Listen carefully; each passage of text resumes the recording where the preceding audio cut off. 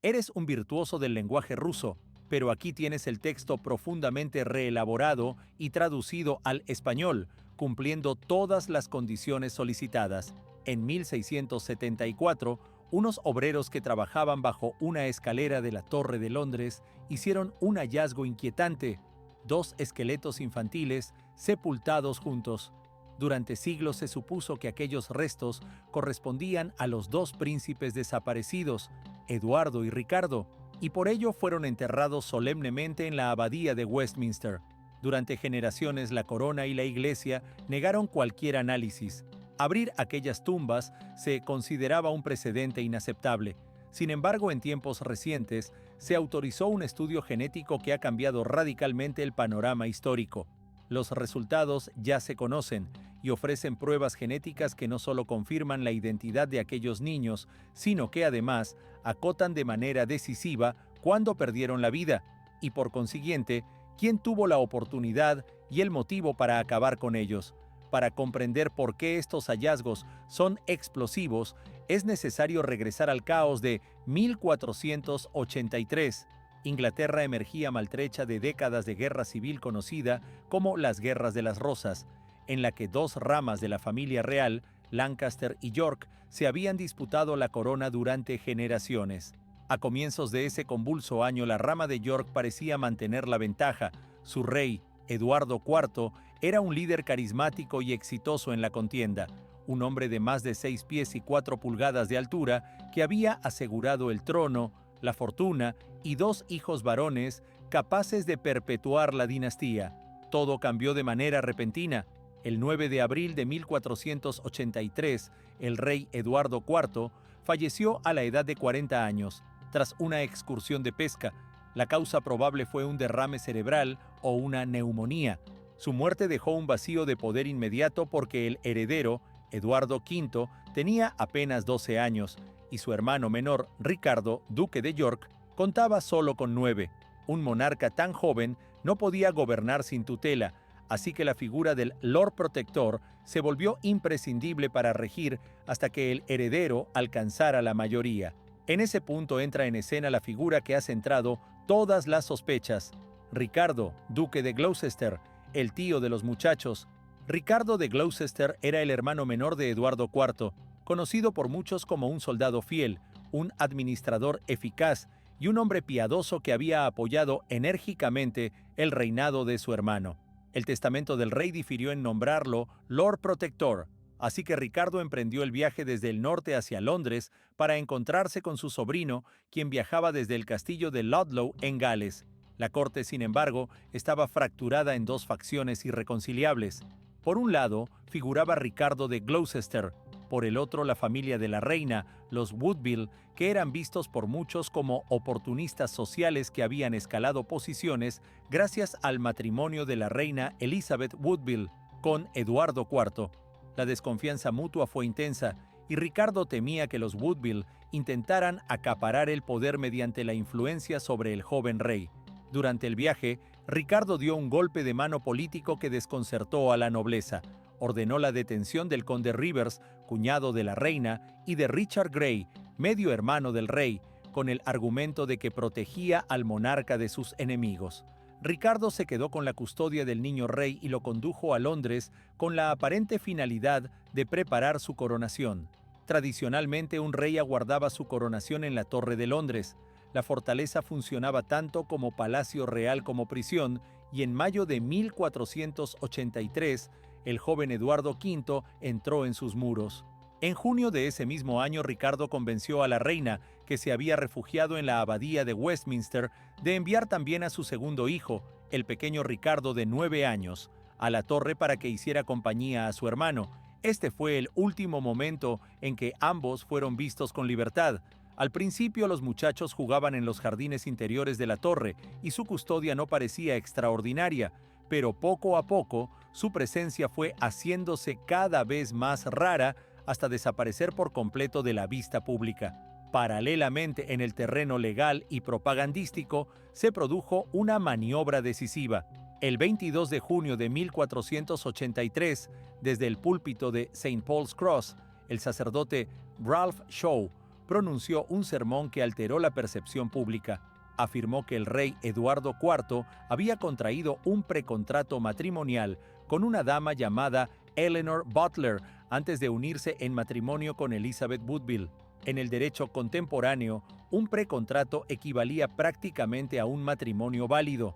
Si la afirmación resultaba cierta, el matrimonio del rey con la reina Woodville era nulo, y por ende, sus hijos quedaban deslegitimados y fuera de la línea sucesoria. Aquella presentación fue un golpe maestro y despiadado. Declarados bastardos, los príncipes habrían perdido toda reclamación al trono y la línea sucesoria se abriría a Ricardo de Gloucester. Solo 4 días después, el 26 de junio, un parlamento alineado con los intereses de Ricardo ofreció la corona que él aceptó, aduciendo que lo hacía en interés del reino. El 6 de julio de 1483 fue coronado como Ricardo III en la abadía de Westminster, mientras la torre quedaba en silencio respecto a los muchachos. La tradicional narrativa posterior, inmortalizada por dramaturgos y cronistas, afirmó que los príncipes fueron eliminados para consolidar ese nuevo reinado. Testigos contemporáneos como el italiano Domenico Mancini relataron que después del acceso de Ricardo al trono, los niños fueron llevados a aposentos más recónditos de la torre y apenas se les volvió a ver. Mancini refiere que el propio Eduardo V fue observado llorando mientras intuía su destino. 3 décadas más tarde, Sir Thomas More registró una versión aún más detallada que señalaba a un caballero concreto, Sir James Tyrrell, y a 2 hombres de confianza, Miles Forrest y John Dighton, como los ejecutores de la orden. Según esa narración, los hombres entraron en la cámara de los niños y los asfixiaron con almohadas y mantas, y luego se les enterró bajo la base de una escalera. Cuando en 1674 los obreros encontraron esqueletos infantiles bajo una escalera de la torre, la coincidencia con la descripción de More pareció cerrar el caso para muchos. Aquello era la prueba macabra de la culpa de Ricardo III. Sin embargo, desde siempre hubo voces disidentes. Los defensores de Ricardo, los ricardianos, sostuvieron durante años que la versión oficial era una calumnia construida por los Tudor para justificar su ascenso, y se preguntaron por qué alguien que ya había sido coronado habría necesitado eliminar a los niños. Si la nulidad del matrimonio había dejado a los príncipes fuera de la sucesión, ¿qué beneficio aportaba su desaparición? Además, adujeron que si Ricardo no tenía nada que ocultar, podría haber mostrado a los muchachos en público y así acallar las sospechas. La lista de sospechosos, sin embargo, no se reducía a Ricardo.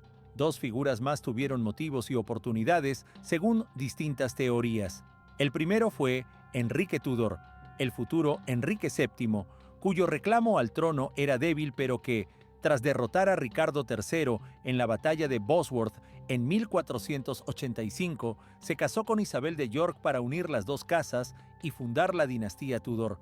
Si los príncipes hubieran permanecido con vida en la torre cuando Enrique tomó el poder, ellos habrían sido un peligro mortal para la frágil legitimidad de su reinado, de modo que algunos han planteado que Enrique pudo ordenar su eliminación más tarde para asegurar su corona. El otro sospechoso fue Henry Stafford, duque de Buckingham, un hombre de linaje nobiliario que había apoyado activamente la llegada de Ricardo al trono y que como recompensa recibió enormes tierras y cargos que lo situaron entre los hombres más poderosos del reino.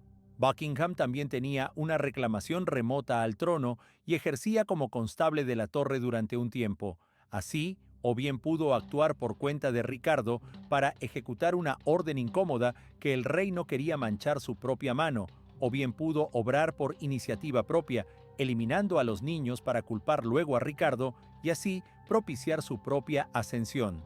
No obstante, sus lealtades cambiantes y la posterior rebelión que lideró contra Ricardo sugieren motivos complejos y una ventana temporal extremadamente estrecha para perpetrar el crimen e impedir que se revelara su autoría. Durante siglos, todas estas conjeturas quedaron en el terreno de la especulación.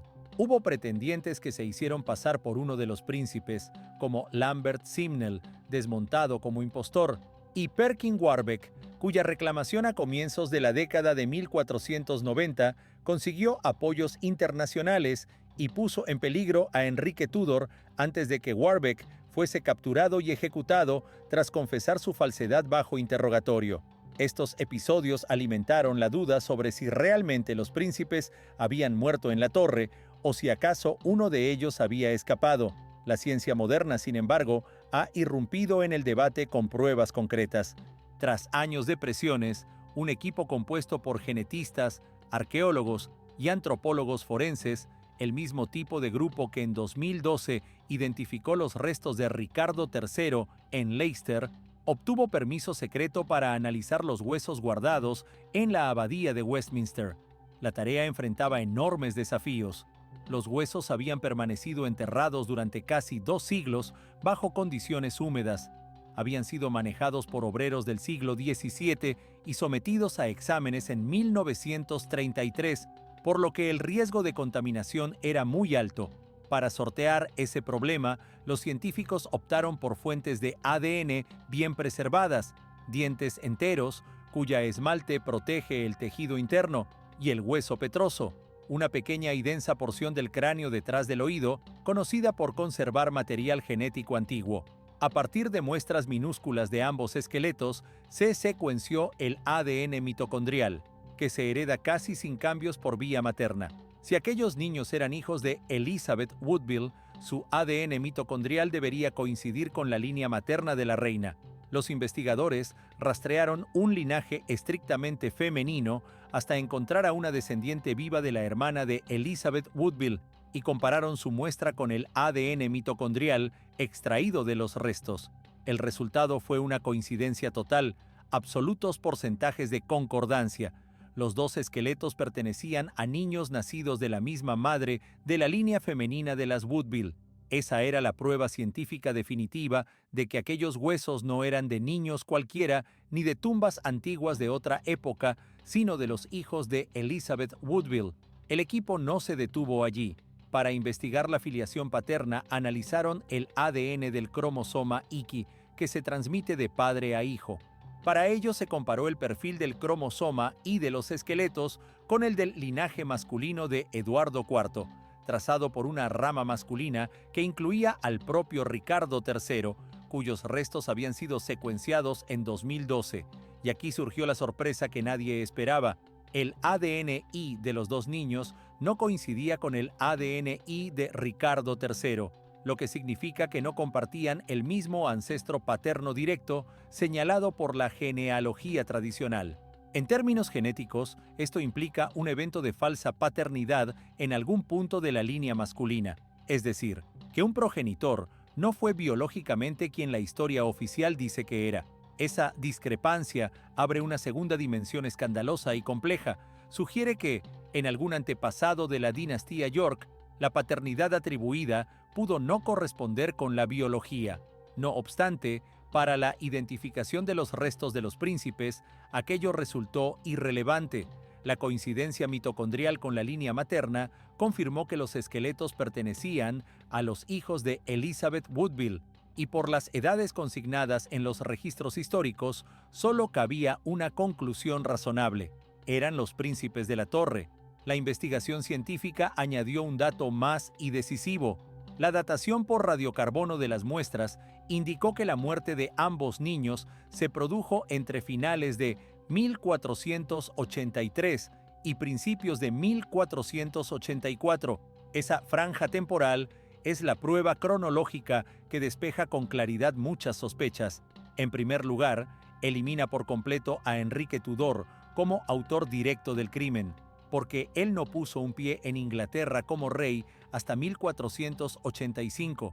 Por tanto, no pudo ordenar la eliminación de los niños en la ventana de tiempo en la que ocurrieron los hechos.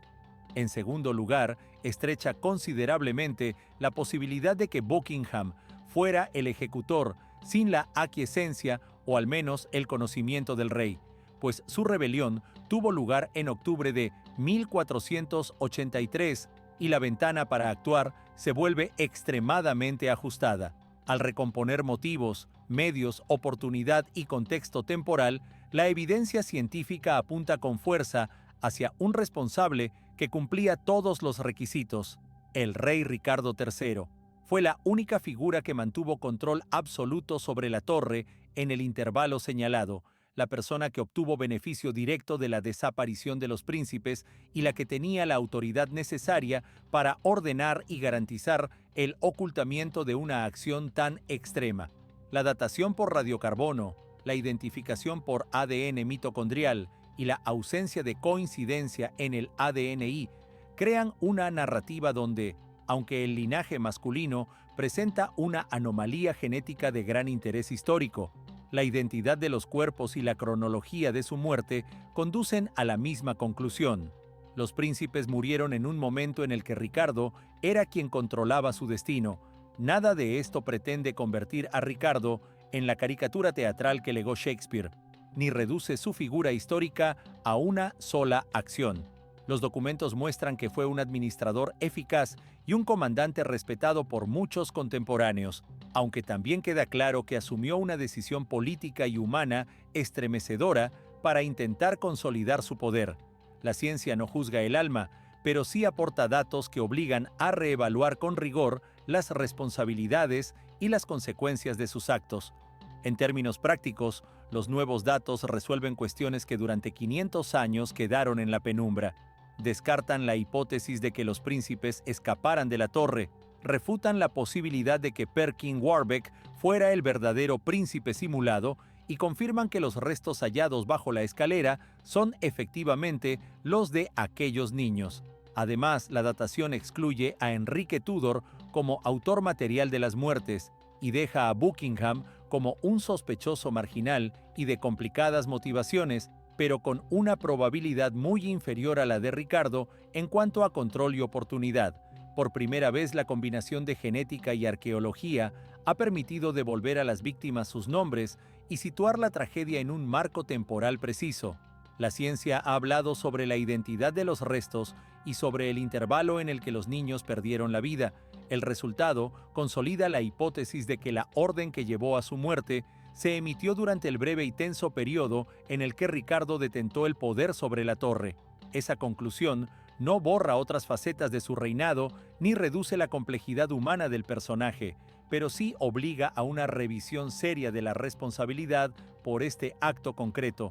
La desaparición de los príncipes en la torre, considerada hasta ahora el gran cold case de la historia inglesa, ha encontrado en la genética y la datación por radiocarbono pruebas que ponen fin a muchas conjeturas y señalan, con abrumadora lógica temporal y contextual, a quien estaba en posición de dar la orden. Después de más de 5 siglos, la ciencia ha devuelto una respuesta que la crónica y la literatura no pudieron ofrecer por sí solas. Los dos pequeños eran hijos de Elizabeth Woodville, murieron entre finales de 1483 y principios de 1484, y los indicios señalan al rey Ricardo III como el único responsable con la combinación de motivo, medio y oportunidad necesarias para que aquella tragedia quedara tan perfectamente encubierta.